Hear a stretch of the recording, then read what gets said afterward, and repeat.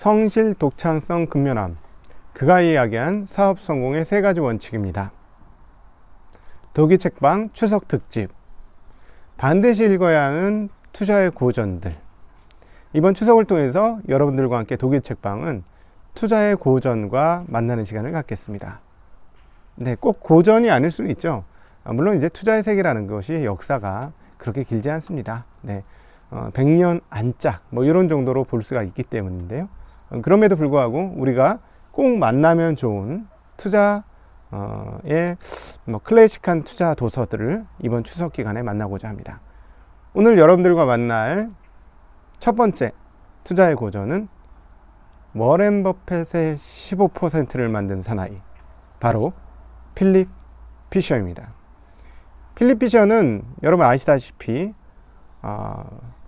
3가지의 대표적인 저작을 가지고 있습니다. 오늘 여러분들과 만날 필립 피셔의 저작은 필립 피셔를 가장 쉽게 만날 수 있는 책인 바로 이 책,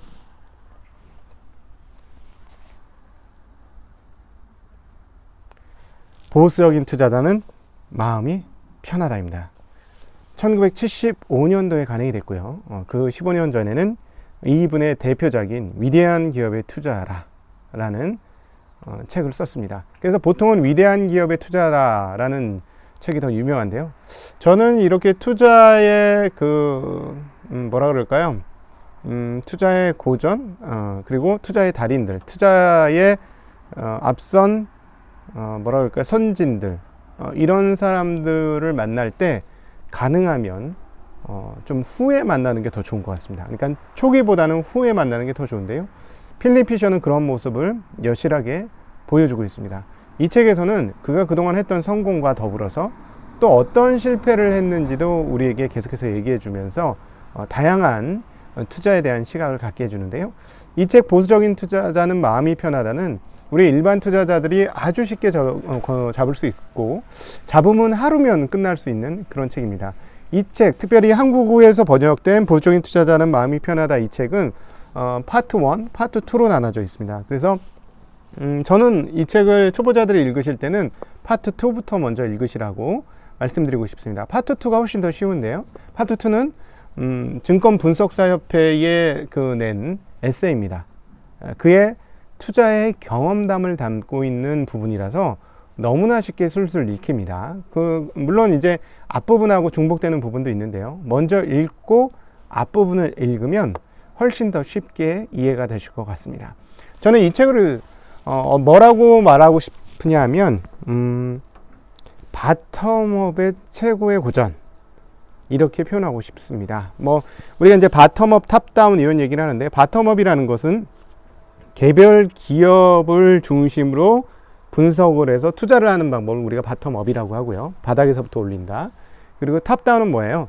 거시적인 매크로 경제 변수들을 통해서 투자를 한다. 그러니까 즉 금리, 환율, 이런 거죠. 금리, 환율 동향들을 근거로 해서 투자를 잡아서 내려가는 거죠. 그 중에 제일은 금리가 되겠죠.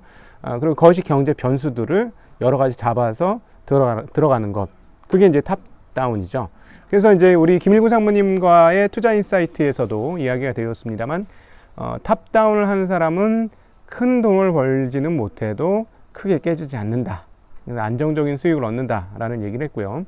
큰 돈을 버는 사람은 바텀업에서 큰 돈을 버는데 거기서는 의외로 실패하는 사람이 많다. 한국에서 자기가 경험해 본 바로는 80%가 거의 올인이 나고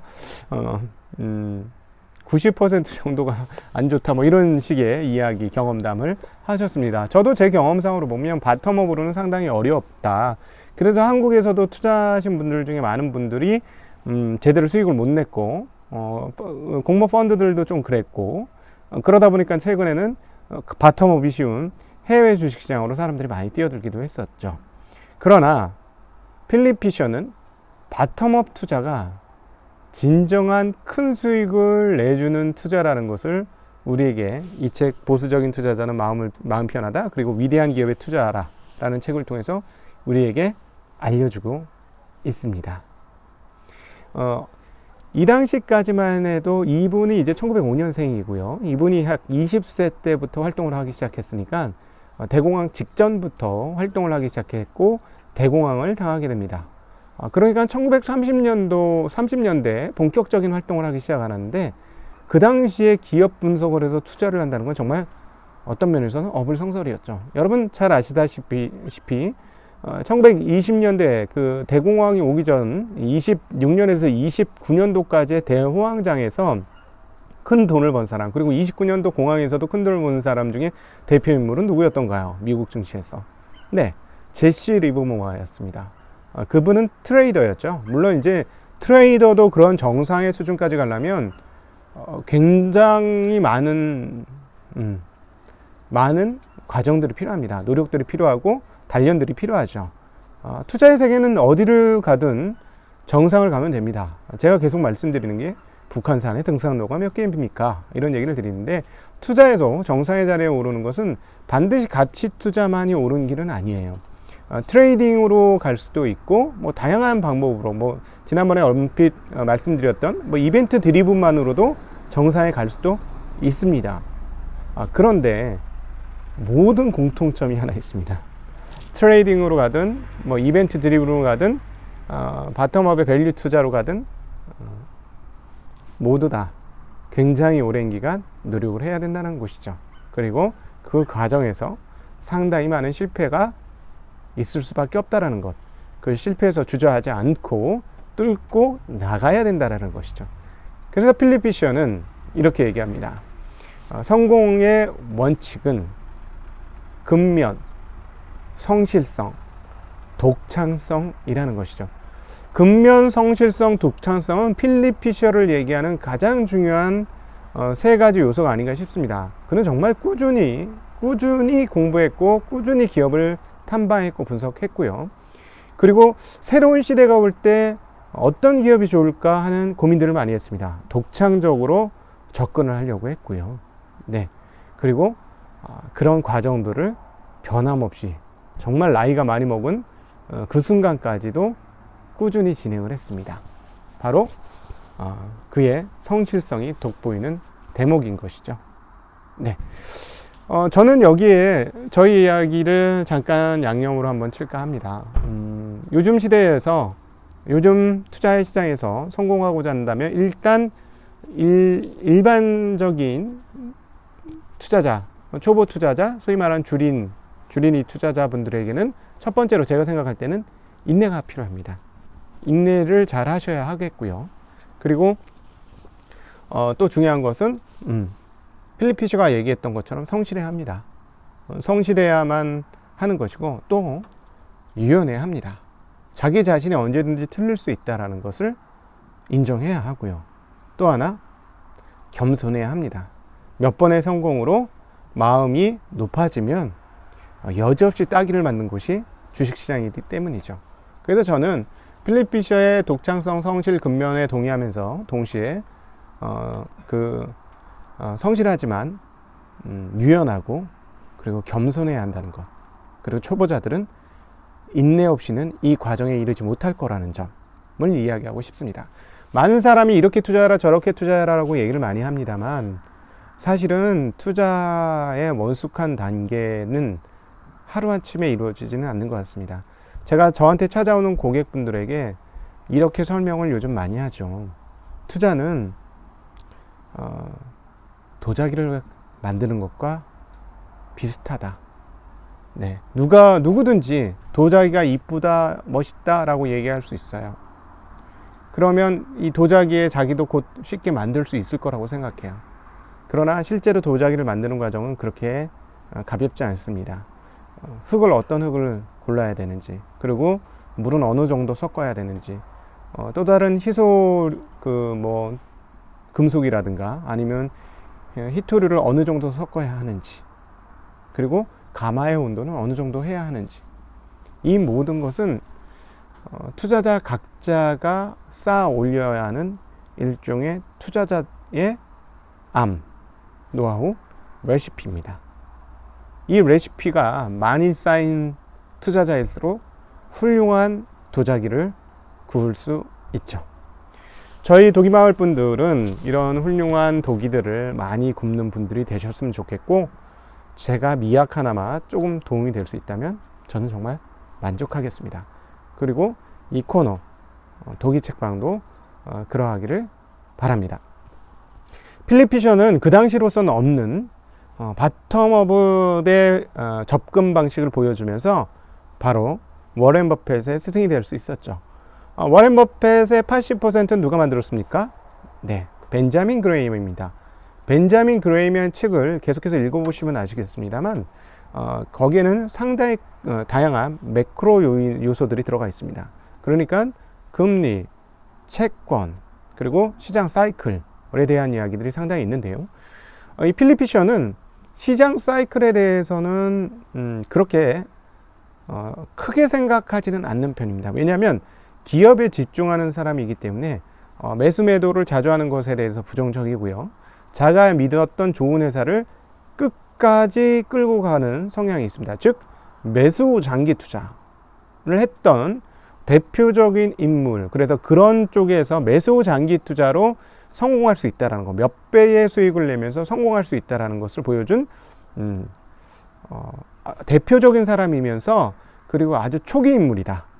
주식시장에서는 초기 인물이다, 이렇게 표현할 수가 있겠습니다. 그렇기 때문에 워렌 버핏이 큰 틀에서는 투자에 대한 원칙들은 벤자민 그레이엄에게서 배웠지만 개별 기업들을 선택하고 판단하고 투자하는 것은 바로 이 필립 피셔에게 배웠다, 이렇게 얘기하기 때문에 필립 피셔, 나를 맞는 15%는 필립 피셔다 라는 이야기를 하는 것이죠. 네, 그냥 그런 것이 아니고 벤자민 그레이엄을 평가할 때는 그런 식의 평가이시고요, 필립 피셔는 바로 개별 기업에 대한 이야기다, 이렇게 보시면 되겠습니다.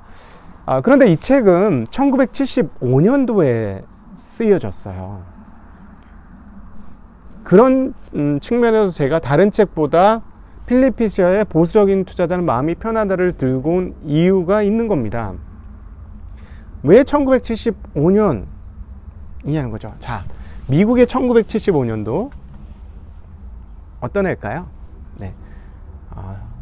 첨단 기업들이 엄청나게 발흥했던 과정들이죠. 50년대부터 70년대까지 미국의 기업들은 계속 성장을 했습니다만 이제 70년대로 들어오면서 본격적으로 첨단 기업과 제조업 기업들이 흥왕하게 되죠. 제가 75년 이 책을 읽으면서 75년도의 상황인데 한국의 현대 상황과 상당히 비슷하다라는 생각을 했습니다. 물론 한국의 조금 더 과거의 상황과 비슷하긴 한데요. 최근에 미국 투자에 있어서는 이런 제조업보다는 아무래도 우리가 얘기하는 빅테크, 그러니까 소프트웨어 기업들의 그 분석이 더 중요하고, 소프트웨어 기업을 분석하다 보니까 우리나라의 분석 툴과는 좀 다릅니다. 우리 저기 투자인사이트에 나왔던 김진용 교수가 그랬잖아요. 한국에서 밸류에이션 측정을 해보다가 미국 기업을 보고 밸류에이션을 보니까 처음에는 적응이 안 되더라. 그냥 PER 30배, 40배가 그냥 다 널려 있더라. 그런데 나중에 ROE를 보면서 조금 적응을 하게 되었고 투자를 할 수 있게 되었다라는 얘기를 했죠. 네. 그런데 75년도에 미국의 기업은 최근 한국의 제조업체들과 상당히 유사한 점이 많아요. 그래서 지금 시점에서 이 보수적인 투자자 마음이 편하다라는 책을 읽는 것도 저는 개인적으로 상당히 도움이 된다, 이렇게 생각을 하고 있습니다. 즉 미국의 75년도와 지금 2000년대, 2020년 한국과 유사한 점이 상당히 많다는 거죠. 미국의 산업 구조와 지금의 한국의 산업 구조가. 필립 피셔가 이쪽에서 대표적으로 하고 있는 기업들의 이야기는 모토로라, 그리고 텍사스 인스트루먼트입니다. 반도체 산업이 될 거라고 확신을 하고 투자를 했던 기업이 바로 텍사스 인스트루먼트였고요. 그 다음에 라디오 회사에서 기술 기업으로 변신하는, 특별히 통신 기업으로 변신하는 모토로라에 투자해서 큰 수익을 냈던 그런 경험들이 기업 투자에 있어서 가장 많은 내용이 들어가 있습니다. 물론 뭐 스프 회사도 있고 그렇긴 합니다만, 스프 통조림 만드는 회사도 있고 그렇긴 합니다만, 네. 한국 현재 상황과 비슷하지 않나요? 좀 굉장히 비슷한 것 같습니다. 그러니까 그동안에 미국이 아웃소싱을 하면서, 그리고 또 아시아 기업들이 굉장히 그 경쟁력이 성장하면서 미국 기업들을 다 뺏어왔죠. 텍사스 인스트루먼트, 이렇게 되는 거 아닙니까? 좀 한국 사람들한테 텍사스 인스트루먼트 투자하면 텍사스 인스트루먼트? 거기를 투자해야 돼? 뭐 이런 생각 들지 않겠습니까? 삼성전자가 훨씬 난데? 이런 생각 당연히 들죠. 네. 그런 측면에서 이 책에 나왔던 기업 분석의 툴과 내용들을 지금 한국에 대입해 보면 굉장히 좋은 것 같아요. 그래서 진짜 바텀의 초기 교과서가 바로 이 책, 보수적인 투자자는 마음 편하다 이다라고 저는 감히 말씀드리고 싶습니다.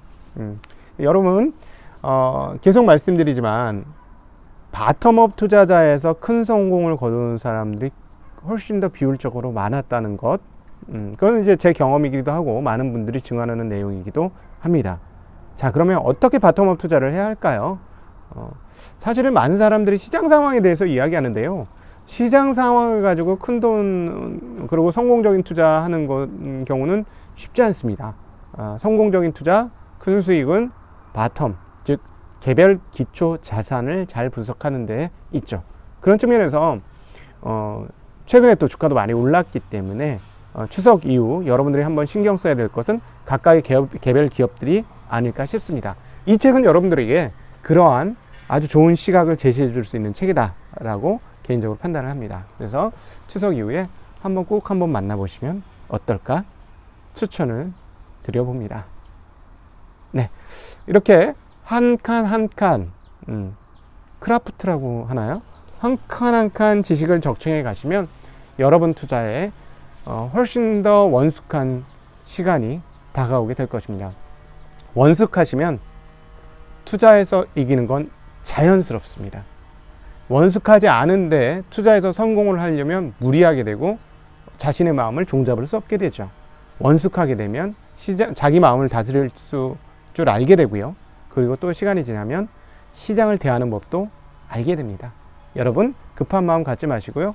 차곡차곡 쌓아가십시오. 함께 증시각도기 TV가 여러분의 벗이 되도록 하겠습니다. 그럼 이제 인사드리겠습니다. 안녕.